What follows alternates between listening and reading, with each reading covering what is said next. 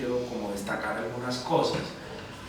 A ver, lo primero, por lo menos algo para señalar, y inicialmente con este tema de responsabilidades, sí nos dimos cuenta que definitivamente el tema de la responsabilidad, y sobre todo en lo que tiene que ver con violaciones de derechos humanos, infracciones al VIH, se obedece más a un concepto que nosotros formulamos. Yo creo que pues, también en todas las discusiones no se desarrolló como lo suficiente, que fue como más el concepto de entramados o de relaciones, ¿no?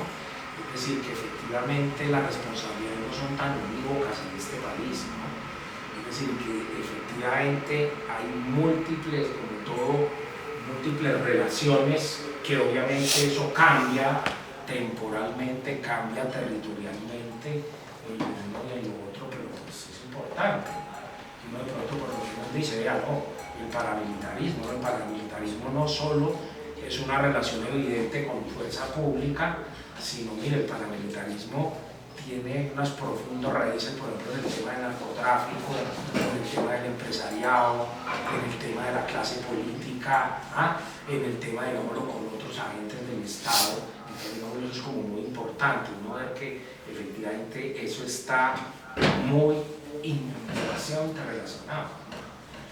Por ejemplo, nosotros llegamos a ver un tema de derechos humanos que siempre nos ha preocupado mucho, es el tema, digámoslo, de la responsabilidad del paramilitarismo, digámoslo, frente al Estado.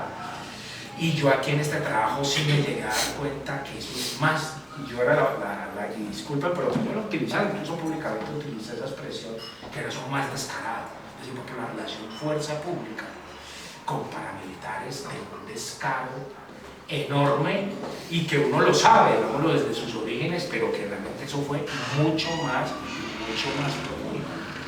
Yo logré entrevistar, por ejemplo, a un oficial del ejército que él empezó su carrera militar y él llegó hasta mayor, ya llegaba incluso a ascender a teniente coronel, que él dijo desde que él ingresó, es decir, como subteniente, su trabajo era el relacionamiento con paramilitares. El tipo empezó, digámoslo, pues, desde principios de los 90 hasta 25 años, es decir, dedicado a eso, pues incluso hasta por movilización casi de los centros, digámoslo, increíble. Es decir, uno ve que esa relación, digámoslo, es profundamente más descarada. Y ahí vimos algo que pues nosotros intentamos, por eso es un tema, digámoslo, tan complejo, pero vimos lo determinante de lo del narcotráfico.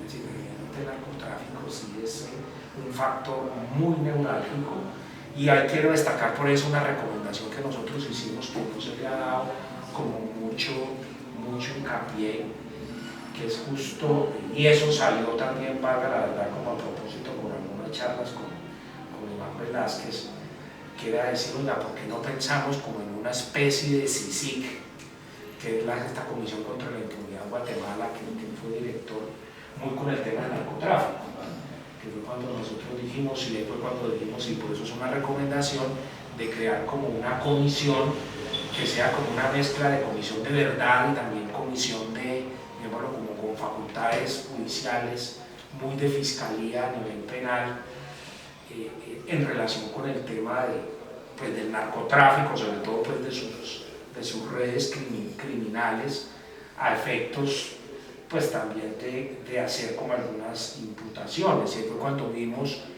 que el acuerdo de paz ha creado una fiscalía que pues, valga la verdad, que ha pasado mucho de agache, que es toda esta fiscalía, digamos, para investigación de los nuevos grupos criminales, y que decíamos que esa comisión podría coadyuvar incluso las facultades de acusación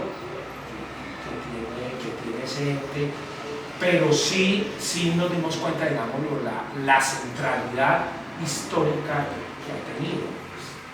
Eso uno se lleva cuenta nosotros cuando es impresionante ese motor tan evidente.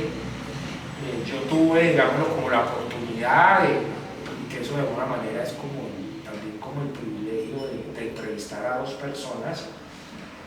Yo entrevisté a Dairo Antonio Usuga, alias Otoniel, hasta que lo extraditaron pues, fuera del país. Y también tuve la oportunidad de entrevistar a Carlos Antonio Moreno Tuberque, alias Nicolás, quien fue su segundo, digámoslo, hasta 2 años, hasta 2 años antes de la captura de él. Y obviamente como comprender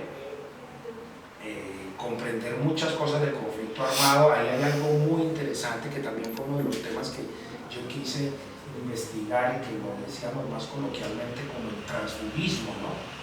Como en Colombia ha habido cierto, yo lo llamaba también como cierto mercenarismo en el conflicto armado. Estas personas fueron del EPL, ¿ah?